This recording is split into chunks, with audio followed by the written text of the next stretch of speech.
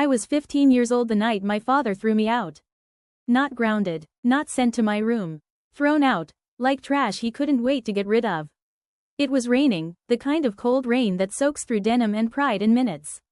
I remember standing barefoot on the front porch, my school backpack clutched to my chest, my breath fogging the air. Behind the glass door, my father's face was hard and final. "You're not my responsibility anymore," he said. My mother was somewhere behind him, crying quietly, but she didn't stop him. She never stopped him. "Dad," my voice cracked. "I don't have anywhere to go." He didn't blink. "You should have thought about that before embarrassing this family." Embarrassing. That was his word for everything. I'd embarrassed him when I spoke up in class and the teacher called me bright. I'd embarrassed him when I refused to wear the dress he chose for me at church. I'd embarrassed him when I asked why he screamed at Mom behind closed doors. And that night, I'd embarrassed him by doing the worst thing possible. Telling the truth. He opened the door just long enough to shove a duffel bag into my arms. "Your clothes," he said coldly. "Don't come back." Then the door slammed. The lock clicked. And just like that, I wasn't his daughter anymore. I stood there for a long time, staring at the door like it might reopen if I believed hard enough.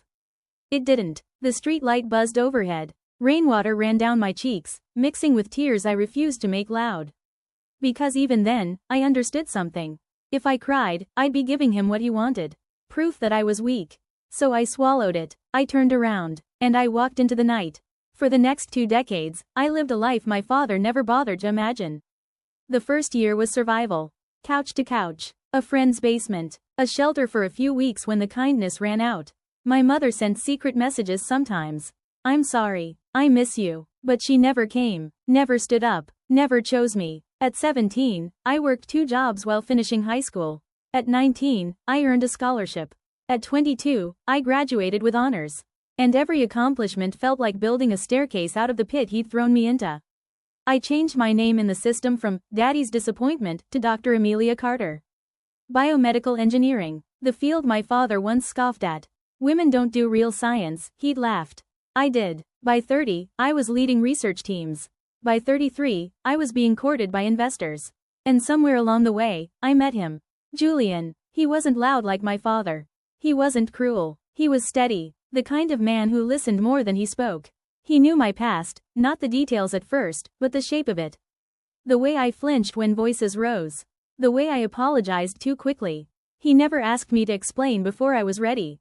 When I finally told him everything, about the porch, the rain, the lock, his jaw tightened. "Do you want to go back?" he asked softly. I laughed bitterly. "To what?" "To closure," he said. I didn't answer. Because I didn't believe closure was real. I believed in distance. In building something so strong the past couldn't reach it.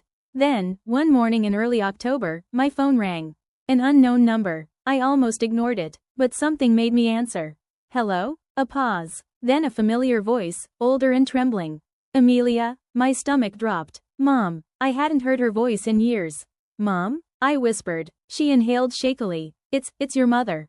I didn't know if you'd pick up." My throat tightened. "What's wrong?" Silence. Then she said the words that split the world again. "I'm sick, sweetheart." A month later, she was gone. Cancer. Fast. Merciless. And when I got the call that she had passed, I felt something I didn't expect. Not only grief, but anger. Because she was gone before she ever chose me. Before she ever apologized properly. Before she ever opened the door. The funeral was held in the small town I'd fled at 15. I hadn't been back in 20 years. The church looked the same. The pews smelled like old wood and judgment. I sat in the back, dressed in black, hands folded tightly in my lap. Julian sat beside me, his presence a quiet anchor. People whispered. Some recognized me, most didn't. To them, I was a ghost. A scandal buried. My father stood at the front, stiff and composed, receiving condolences like a king accepting tribute. He didn't look broken. He looked proud, as if my mother's death was another event he could control. When the service ended, mourners lined up, offering murmured sympathy. I didn't move. I wasn't ready. Then I felt it, a shadow falling over me. I looked up. My father was standing there. 2 decades older, hair grayer, face lined, but the same eyes, cold, measuring. He stared at me for a long moment, then his mouth curved into something smug. "You came," he said. My throat tightened. He glanced at Julian briefly, dismissing him instantly. Then he leaned closer, voice low enough to sting. You don't have a name here anymore. The words hit like that slammed door. All at once, I was 15 again, barefoot in the rain. I blinked slowly. Then I stood, calm, controlled. I looked directly at him. And I smiled. Yeah? I said softly. His brow furrowed. I turned slightly and gestured to the man beside me. Then meet my husband. Julian rose smoothly, tall and composed. And my father froze. Because Julian wasn't just anyone. He was the man whose face was on billboards downtown. The CEO whose name my father's business depended on. The man my father had been begging for a contract renewal from for months. And now, he was standing in front of him, holding my hand. My father's mouth opened. No sound came out. For the first time in my life. The power shifted. For a long moment, my father didn't move. He simply stared at Julian's hand wrapped gently around mine, like his brain couldn't make sense of the image. The church noise faded behind us, soft condolences, shuffling feet, murmured prayers. But in that space between the three of us, everything was silent. Then my father blinked. Once, twice. And his face shifted into something I recognized instantly. Calculation. He forced a smile so quickly it almost looked painful. Julian Reeves, he said, voice suddenly warm. Of course. I didn't realize. Julian's expression didn't change. His calm was almost unsettling. My wife didn't mention you, Julian replied politely. Wife. The word landed hard. My father's eyes flickered toward me, sharp with disbelief. Wife. Not runaway. Not embarrassment. Not nobody. My father cleared his throat, straightening his shoulders like posture could restore authority. Well, he began, Amelia has always been, full of surprises. Full of surprises. As if my existence was an inconvenience turned entertainment. I didn't respond. I simply held Julian's hand and watched my father try to adjust his mask. He leaned slightly closer, lowering his voice. Why are you here? He asked me, as if I were trespassing. I met his eyes calmly. My mother died, I said. His lips tightened. Yes, he murmured. And we all mourn her. The way he said it was performative, not human. Then he glanced at Julian again, his smile tightening. We should talk, my father said quickly. Privately. Julian's gaze was steady. What about? My father hesitated, then recovered with a practiced laugh. Oh, you know, family matters. Estate things. It's complicated. Estate. My stomach turned. Even here, at her funeral, he was already reaching for control. Julian's voice was soft but firm. If it's complicated, Amelia will decide when she wants to talk. My father's jaw clenched, but he forced himself to nod. Of course, he said. Then, as if remembering his audience, he placed a hand over his heart and leaned toward me. I'm sorry for your loss, he said, the words empty. I stared at him. He wasn't sorry. He was cornered, and he hated it. Across the room, I saw Elaine Foster, my father's longtime friend, watching us with wide eyes. She whispered something to another woman, and heads turned. People were noticing. The ghost daughter had returned. Not alone, not broken, not begging. My father felt it too. He straightened abruptly. Well, he said briskly, thank you for coming. Dismissal. As if he could still control the ending. He turned to walk away, but Julian's voice stopped him. Mr. Carter. My father froze mid-step. Julian's tone was polite. I have a meeting with your company next week. The contract renewal. My father's eyes lit up instantly, like a starving man smelling food. Yes, he said quickly. Yes, of course. I'm looking forward to it. Julian nodded once. So am I. The simplicity of the words carried something heavier underneath. My father's smile faltered. Then he hurried away. The moment he was gone, my breath released shakily. Julian looked down at me. You okay? I swallowed. I didn't think seeing him would feel like this. Julian's thumb brushed gently over my knuckles.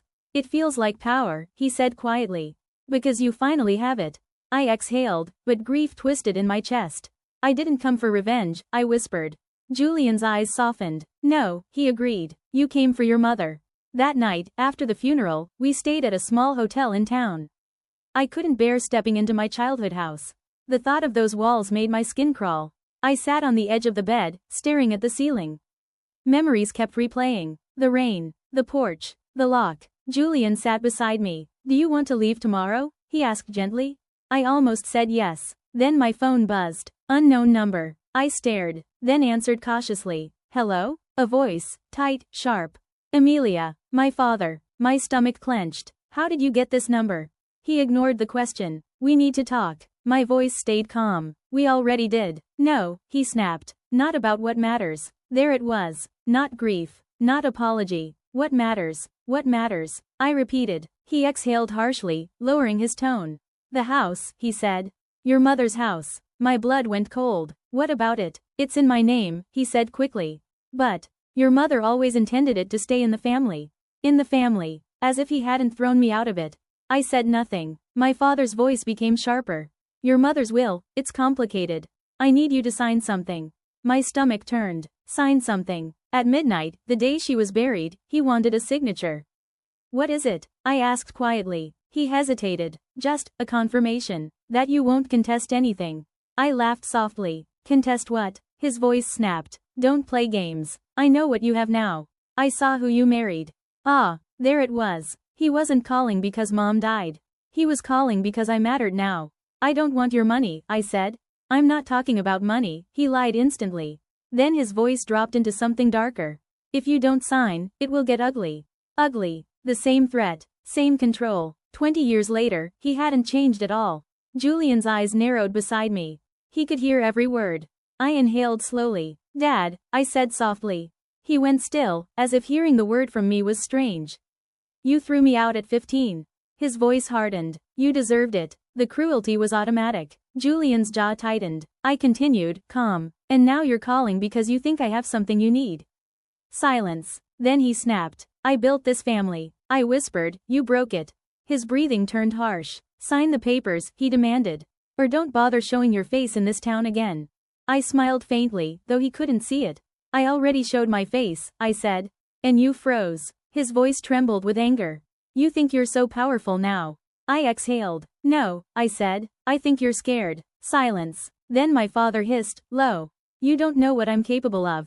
Julian leaned closer, and I spoke the next words clearly, evenly. Then you should meet my lawyer too. My father went silent. I continued calmly. Any documents you want signed will go through proper counsel. And if you threaten me again. I paused. I will make sure everyone in this town knows exactly why you lost your daughter.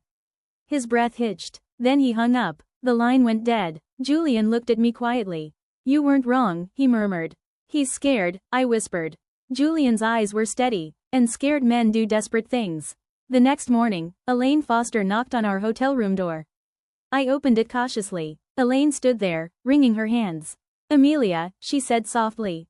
Can we talk? I stared at her. Elaine had been there the night I was thrown out. She had stood in our driveway, watching, and driven away. Why? I asked. Her eyes filled with tears. Because your father is lying, she whispered. My stomach tightened. About what? Elaine swallowed hard. About your mother's will. The air shifted. What do you mean? Elaine's voice trembled. He thinks you don't know. I stared at her. Elaine leaned closer, whispering like the walls might listen. Your mother left you something. Something he cannot touch. My heart pounded. What did she leave me? Elaine's lips shook. She left you the truth. The words sat between us like a live wire. Your mother left you something. Something he cannot touch. I stared at Elaine Foster, my father's oldest friend, the same woman who had watched me get thrown out at 15 and said nothing. Seeing her trembling now felt almost unreal. What did she leave me? I asked again, slower this time. Elaine's eyes flicked down the hallway as if she expected my father to appear from the wallpaper. She knew, Elaine whispered. Knew what? Elaine swallowed hard. She knew he would try to erase you. My chest tightened. Elaine stepped inside, closing the door carefully behind her. Your father made everyone believe you ran away, she said shakily. That you were rebellious. That you abandoned them. I laughed bitterly. He threw me out. I know, Elaine said, tears rising. And I've carried the guilt of not stopping it for 20 years. Julian stood quietly behind me, his presence steady. Elaine clutched her purse, knuckles white. 2 years ago, she continued, your mother came to me privately. She was scared. Scared of what? I whispered, though I already knew. Elaine's voice broke. Scared of dying before she could fix what she didn't have the courage to fix while she was alive. My throat tightened. Elaine took a breath, then pulled out an envelope. This was given to me by her attorney, she said softly. With strict instructions. If anything happened to her, and if you ever returned. Her hands trembled as she offered it. It was for you. My fingers hovered over it. I didn't want to open it. Because opening it meant admitting my mother had planned for her death while I was still a stranger in her life. But my hand moved anyway. I took the envelope. Inside was a letter. My mother's handwriting. The moment I saw it, something in my chest cracked. I unfolded the paper. Amelia, if you are reading this, it means I am gone, and you came back. First, I need you to know something I should have said 20 years ago. I failed you. The words blurred through tears. I kept reading. The night your father threw you out, I stood behind him because I was afraid. Afraid of him. Afraid of losing the only life I knew. But I lost you instead. And that is the greatest regret of my life. I pressed my hand to my mouth, shaking. Julian's arm wrapped gently around my shoulders. The letter continued. Your father has always cared more about his name than his family. And I know what he will do after I'm gone. He will try to keep control. He will try to keep you erased. So I made one decision he cannot undo. My pulse thundered. Elaine whispered, keep going.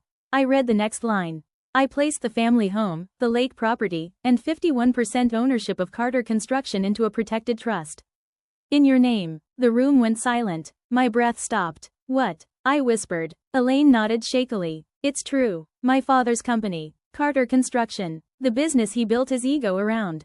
My hands trembled violently as I read further. He doesn't know yet. He believes everything transfers to him automatically. But legally, it doesn't. It transfers to you. Because no matter what he told you, you have always had a name here. My vision blurred. Julian's voice was low. Amelia, I couldn't speak. My mother had left me the power she never used. Not money. Not revenge. Control. I swallowed hard, forcing myself to finish. I am sorry it took death for me to be brave. But please, be brave now. Do not let him take what he used to hurt you. Love, Mom. The letter slipped slightly in my hands. My chest ached with grief so sharp it felt physical. Elaine wiped her eyes. She wanted you protected, she whispered. She knew he'd come for signatures. Julian's jaw tightened. And now he will come harder, he murmured. Because my father's threats suddenly made sense. He wasn't scared of losing a daughter. He was scared of losing an empire. The same day, at 2 p.m., Julian's legal team met us at the attorney's office downtown. The will was real. The trust was ironclad. My name was printed in black ink across ownership documents my father believed were his forever. Mr. Sandoval, the attorney, looked at me steadily. Dr. Carter, he said, as of this moment, you are the majority stakeholder in Carter Construction. Majority. My father wasn't the king of his world anymore. He was an employee under my authority. The irony was almost unbearable. At 4:30 p.m., my father showed up. Not called. Not invited. He stormed into the attorney's office like rage could override legality. His face was red, eyes wild. What is this? He shouted. Why am I being told I need approval for company decisions? Then his gaze landed on me. And froze. You, he breathed. I stood slowly. Calm. Controlled. Just like I had been at the funeral. My father's voice shook with disbelief. This is a mistake. This is fraud. Mr. Sandoval's tone was cold. It is law, Mr. Carter. My father turned toward the attorney. My wife's estate belongs to me. It belongs, Sandoval corrected, to the person she named. Amelia Carter. My father's mouth opened, then closed. His eyes snapped back to me. You did this, he hissed. I blinked. No, I said softly. She did. His face twisted with rage. She was my wife. And I was your daughter, I replied quietly. Silence. For the first time, he looked unsteady. Then his expression hardened again. You don't deserve it. The familiar poison. I smiled faintly. That's what you told yourself when you threw me out. His hands curled into fists. You think you can walk back in after 20 years and take my life? I tilted my head. You mean the life you built on my absence? His voice rose. I built this company. Mr. Sandoval slid a document forward. And she owned it, he said calmly. And now, so does Amelia. My father's breathing turned ragged. He looked around, searching for control. For intimidation. For someone to side with him. But Julian stood beside me. Unmoving. And Elaine sat in the corner, eyes lowered in shame. My father's voice cracked, desperate now. Amelia, please, please. He had never said that word to me before. Not once. It sounded foreign in his mouth. I can fix this, he whispered. We can be a family. Family. Now that money was involved. I stared at him, and something inside me finally settled. This wasn't about revenge. It was about ending the cycle. I spoke softly. You threw me out at 15 in the rain. His eyes flickered. You told me I had no name here. His jaw clenched. And yesterday, I continued, you smirked at my mother's funeral like nothing had ever happened. His breath trembled. I leaned forward slightly. So no, I said quietly. We will not be a family. His face twisted. Then what do you want? I exhaled slowly. I want you gone. His eyes widened. What? Mr. Sandoval's voice was calm. Dr. Carter has decided to remove you from executive authority effective immediately. You will be bought out under legal terms. My father staggered back. You can't. I can, I said softly. Because my mother left me the courage she never had. My father's voice broke into fury. You're doing this to punish me. I shook my head. No. I looked him dead in the eye. I'm doing this so you can never hurt anyone with this power again. Silence. Deep. Final. My father's face collapsed into something I hadn't expected. Not rage. Not arrogance. Fear. Because without the company, without the name, he was just a man who threw his child into the rain. And the world would finally know it. He whispered, broken. You have no idea what you've done. I smiled faintly. Oh, I said, I know exactly what I've done. I stood tall. My mother died regretting her silence.